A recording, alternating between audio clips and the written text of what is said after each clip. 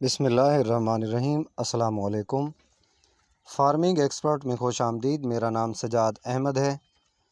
آج کی ہماری ویڈیو ہے زمین کے حوالے سے، اس کی نمکیات اور پی پی ایم کے حوالے سے، جو کہ پی ایچ لیول، اس کے حوالے سے بھی ہم بات کریں گے۔ جو کہ پکی زمینیں ہیں، کلراٹھی زمینیں ہیں، ان کا پی ایچ لیول جو ہے آپ نے کیسے چیک کرنا ہے، اور اس میں جو ہے نمکیات کی مقدار کتنی ہے، نامیات مادہ کتنا ہے، آج اس ویڈیو میں ہم ساری ڈسکس کریں گے۔ تو چلیے ناظرین، ویڈیو کو سٹارٹ کرتے ہیں۔ آج جو میں ویڈیو پیش کرنے جا رہا ہوں، اس کی رپورٹ کو دیکھ کر جو ہے زمین کی صحت کے بارے میں آپ اس ویڈیو میں جان سکتے ہیں، جو کہ آپ اپنی زمینوں کا تجزیہ کس طرح کریں گے۔ آپ کو کیسے پتہ چلے گا کہ آپ کی زمین کلراٹھی ہے، اس میں پی ایچ لیول کیا ہے، آپ نے کیسے چیک کرنا ہے، یہ ساری چیزیں آج اس ویڈیو میں آپ کو بتانے والا ہوں۔ سب سے پہلا کام جو ہے الیکٹریکل کنڈیوٹی، جو یا ای سی اس کو کہا جاتا ہے۔ زمین میں حل شدہ نمکیات کو حل پذیر نمکیات یا ای سی کہا جاتا ہے۔ اگر ان نمکیات کی مقدار ایک حد سے زیادہ ہو جائے تو زمین میں سفید کلر پیدا ہو جاتا ہے۔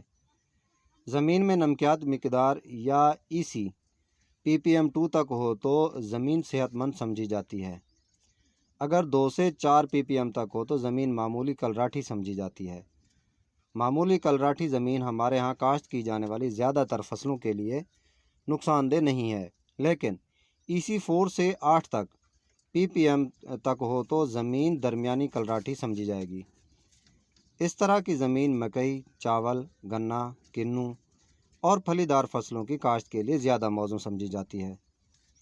ای سی 8 سے 16 کے درمیان ہو تو زمین بہت کلراٹھی، اور اگر 16 سے اوپر ہو تو بہت زیادہ کلراٹھی سمجھی جائے گی۔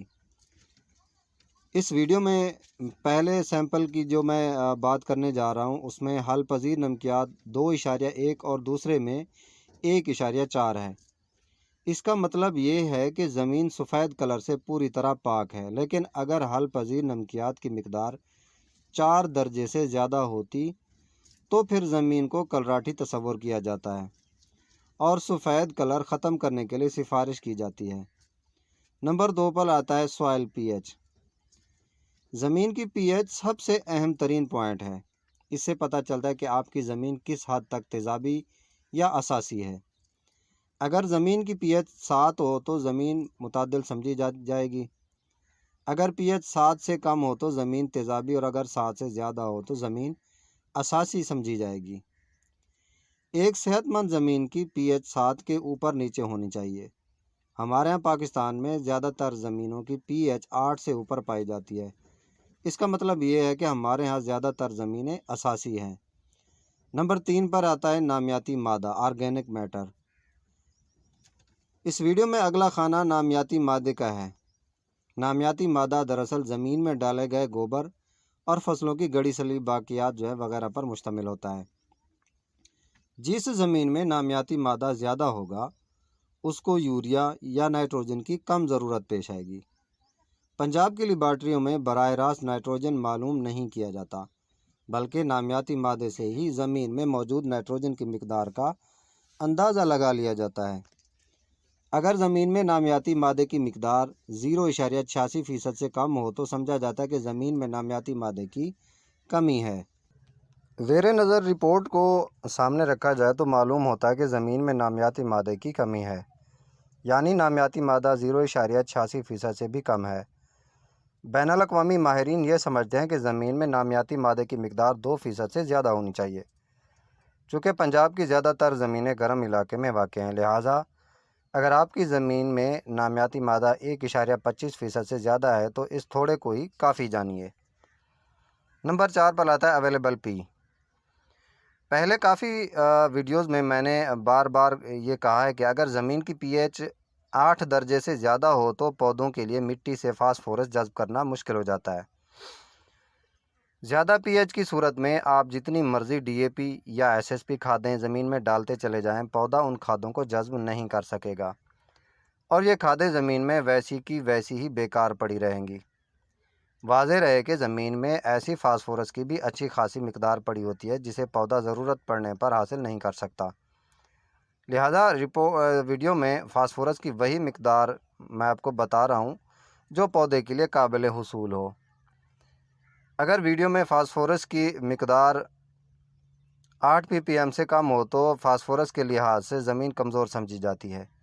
اگر فاسفورس کی مقدار 8 سے 15 ppm کے درمیان ہو تو فاسفورس کے لحاظ سے زمین درمیانی سمجھی جاتی ہے، لیکن اگر فاسفورس کی مقدار 15 ppm سے زیادہ ہو تو سمجھا جاتا ہے کہ فاسفورس کے لحاظ سے زمین زرخیز ہے۔ زیر نظر رپورٹ کے پہلے سیمپل میں فاسفورس 7.1 اور دوسرے میں 4.2 ہے۔ اس کا مطلب یہ ہے کہ زمین کے دونوں سیمپل میں فاسفورس 8 سے کم ہے، لہٰذا اس زمین کو فاسفورس کے لحاظ سے کمزور سمجھا جائے گا۔ نمبر 5 پر آتا ہے اویلیبل کے پوٹاشیم قابل حصول۔ اگر میں پوٹاشیم کی مقدار 80 ppm سے کم ہو تو پوٹاشیم کے لحاظ سے زمین کمزور سمجھی جاتی ہے۔ اگر پوٹاشیم کی مقدار 81 سے 180 ppm کے درمیان ہو تو پوٹاشیم کے لحاظ سے زمین درمیانی سمجھی جاتی ہے، لیکن اگر پوٹاشیم کی مقدار 180 ppm سے زیادہ ہو تو سمجھا جاتا ہے کہ پوٹاشیم کے لحاظ سے زمین زرخیز ہے۔ زیر نظر اس کے پہلے سیمپل میں پوٹاش کی مقدار 140 جبکہ دوسرے میں 95 ہے۔ اس کا مطلب یہ ہوا کہ پوٹاش کے لحاظ سے زمین درمیانی ہے۔ نمبر 6 پر آتا ہے زمین کی قسم اور فیصد سرشیدگی، سچویشن پرسنٹیج۔ ہمارے کاشتکار اپنی زمینوں کے بارے میں خوب جانتے ہوتے ہیں کہ کون سا رقبہ ریتلا ہے، کون سا میرا ہے اور کس ایکڑ کی مٹی چکنی ہے۔ رپورٹ میں زمین کی قسم کے خانے میں یہی بات درج ہوتی ہے۔ یہ بات تو ایک عام کسان بھی سمجھتا ہے کہ ریتلی زمین کم اور چکنی زمین زیادہ پانی پیتی ہے۔ رپورٹ میں پہلے سیمپل میں سرشیدگی 36% جبکہ دوسرے میں 38% ہے۔ اس کا مطلب یہ ہے کہ زمین درمیانی بھاری میرا ہے۔ ریتلی زمینوں میں چنے، گوارا، مونگ پھلی اور باجرہ وغیرہ بہتر طور پر کاشت کیے جا سکتے ہیں۔ اسی طرح بھاری یا میرا چکنی زمینوں میں چاول اور گنے کی کاشت کے لیے زیادہ موزوں سمجھے جاتے ہیں، جبکہ ریتلی میرا درمیانی، بھاری میرا اور زمینوں میں ہر طرح کی فصلیں کاشت کی جا سکتی ہیں۔ نمبر 7 پر آتا ہے اجزائے صغیرہ کا ٹیسٹ۔ پنجاب میں ڈویژن کی سطح پر قائم مٹی اور پانی کی تجزیاتی لیبارٹریوں میں اجزائے صغیرہ ٹیسٹ کرنے کی بھی سہولت موجود ہے۔ ان اجزاء میں زنک، کاپر، آئرن، مینگنیز اور بوران شامل ہیں، لیکن جیسا کہ ہم آپ کو بتا چکے ہیں کہ اگر زمین کی pH 8 درجے سے زیادہ ہو تو پودا مٹی سے زنک، آئرن، مینگنیز اور بوران جذب نہیں کر پاتا۔ اسی طرح اگر زمین کی pH 8.5 سے زیادہ ہو تو پودا ان چاروں اجزاء کے ساتھ ساتھ مٹی سے کاپر بھی جذب نہیں کر پاتا۔ لہذا اگر آپ کی زمین میں اجزائے صغیرہ کی کمی ہو تو زمین کی pH بھی 8 یا 8.5 سے زیادہ ہو تو ان اجزائے صغیرہ کو زمین میں ڈالنے کی بجائے پانی میں حل کر کے فصلوں پر سپرے کرنا زیادہ بہتر ہے۔ تو آج کی ہماری ویڈیو ناظرین آپ کو کیسی لگی ہمیں ضرور آگاہ کیجیے گا۔ سجاد احمد کو اجازت دیجیے، انشاءاللہ اگلی ویڈیو میں پھر ملاقات ہوگی۔ اللہ نگہبان۔